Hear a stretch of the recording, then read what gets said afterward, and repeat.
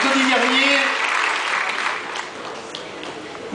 grand jour pour notre belle ville et notre beau pays d'Aubagne, certains ont dû se dire ils sont complètement fous. Mercredi dernier, c'était le jour où il neigeait, hein, je me rappelle. Ils sont complètement fous de faire ces vœux en plein air sous un chapiteau. Certains ont même dû se dire, et en plus peut-être qu'ils n'ont pas chauffé. Alors, on a pris le pari, j'ai pris le pari des vœux en centre-ville pour permettre au plus grand nombre de se rencontrer, d'échanger et de trinquer. Eh bien, je crois, parce que je ne vous ai pas tous vus, mais parce que je l'ai bien senti, je crois que le pari de l'installation de ce chapiteau en plein cœur de ville, que ce pari est gagné. Et qu'à partir du moment où on gagne un pari, c'est bien pour Aubagne, c'est bien pour le pays d'Aubagne et de l'Étoile. Alors vous savez, ces centaines de cœurs qui battent à l'unisson, c'est une réponse formidable à ceux, et je crois qu'un de mes collègues l'a dit, qui voudraient nous voir la tête dans le sac. Qu'entend-on?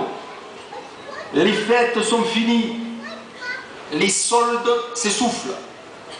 Retenons notre souffle, ne bougeons plus. C'est la crise. Alors, quelques mots sur la crise. C'est quoi la crise? Eh bien, à mon avis, c'est avant tout un formidable échec du monde capitaliste. C'est un échec de l'argent roi.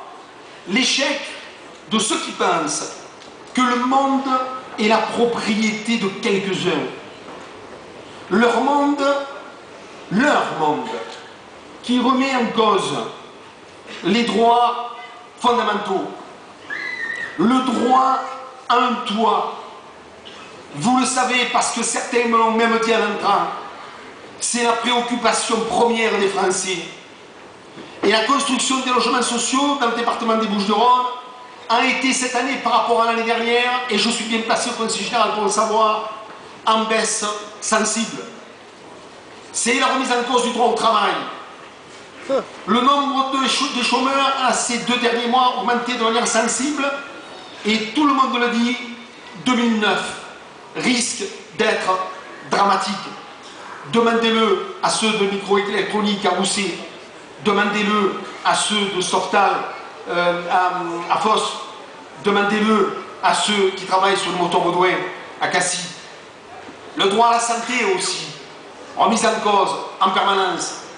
Et ce ne sont pas les propos du président de la République sur une non-augmentation des moyens alloués à l'hospitalisation publique. Vous n'avez qu'à faire avec ce que vous êtes et ce que vous avez. Il suffit que vous revoyiez vos méthodes de travail qui vont, dit-il, bien sûr, c'est pas moi qui le dis, vous imaginez, qui vont nous rassurer sur l'état de santé de l'hôpital public en général et de l'hôpital d'Aubagne en particulier. La dernière nouvelle, parce qu'elle est arrivée sur nos bureaux il y a de cela 2 jours, l'agence régionale hospitalière a envoyé la chambre régionale des comptes, cette grande institution, pour aller regarder les comptes de l'hôpital. Nous savons déjà que la chambre régionale des comptes a demandé un 2e plan de redressement à l'hôpital.